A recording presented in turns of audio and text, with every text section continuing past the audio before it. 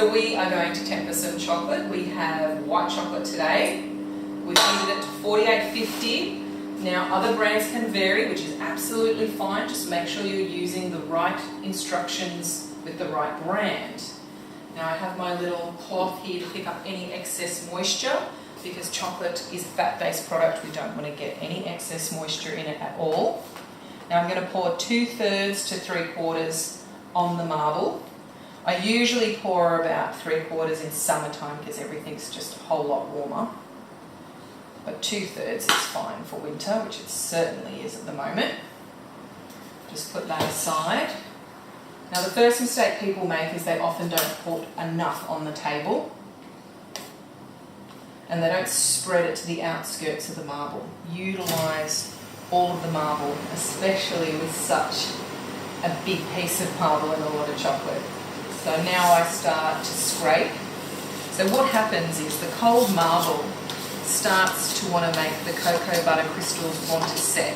And there's 4 different crystals in the chocolate. They'll set at different temperatures and they all melt at different temperatures. So all of this temperature timing and movement is going to help emulsify them nicely together so they set evenly. You get that nice shine, you get that nice snap, you get the good gloss, all those things that everyone thinks about with good chocolate. You might have seen some light remnants of blue getting picked up there. Absolutely fine, especially for our Shibori chocolate. We need to keep it stirring. This is stirring it in a way, scraping. You will notice some signs of thickening, only slightly. If it is starting to set on the marble, you've probably taken it too far. That's okay, you can always put it back in the bowl with the rest of the warm chocolate and you might melt out those pieces. If you didn't, you can always use a heat gun or you can put it back on the bain-marie, the water bath, to help melt out any excess crystals. So if it did start to set, I'm probably over-crystallizing it. So it means I've generated too many crystals in it. But you can melt out any extra. So this whole art of scraping it and spreading it on the marble, I do that about 3 to 4 times before I put it back into the bowl with the rest of the chocolate. So essentially, the chocolate on the marble, we want it to be about 26, 27 degrees Celsius. I don't usually bother doing this stage because I think by the time that finished registering, by the time I get it back in the bowl, it could be too long. And then I have to deal with that. But obviously this is a little tutorial. I put a little chair here. I put my bowl here. This is my spare set of hands that I often don't have. This says 26.2, so we're in the zone. I just pinch off any excess chocolate. And now we're going in. Now you notice the way I'm holding this, straight like that.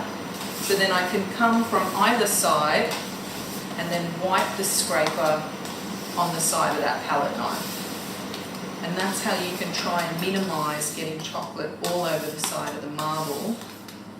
And you can hopefully get really neat and tidy, getting it all in there where you want it.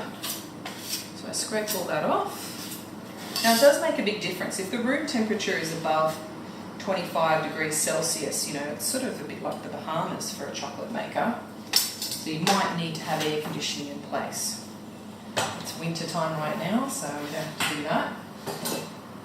Now we need to give it a really good stir. So the warm chocolate that's still in the bowl and the cold chocolate that we've just added together, we will hopefully get our working temperature. In this case, we want about 29 to 32 degrees Celsius. The Falkland, we can actually work a little higher. If it's a little cooler, it just gets a bit thick. It might be hard for us to pipe and mould and things like that. I never use a whisk. I don't want to aerate it. I just want to make sure that I'm incorporating all of the warm chocolate with the cooler chocolate. So you give it a good minute of stirring, wipe off any excess, because sometimes all of this hasn't been mixed in properly. So you want to make sure that it's all mixed in properly. If you have OCD tendencies, you'll probably be quite good at this, but the mess might do your head in. Right, let's wait for this to finish moving. Also, if you keep touching the bottom and say that's on a pot, you can also get a false reading with your thermometer. So we're at 31, we're at 30.1, 31, 30.2. So yeah, we're good, we're in business.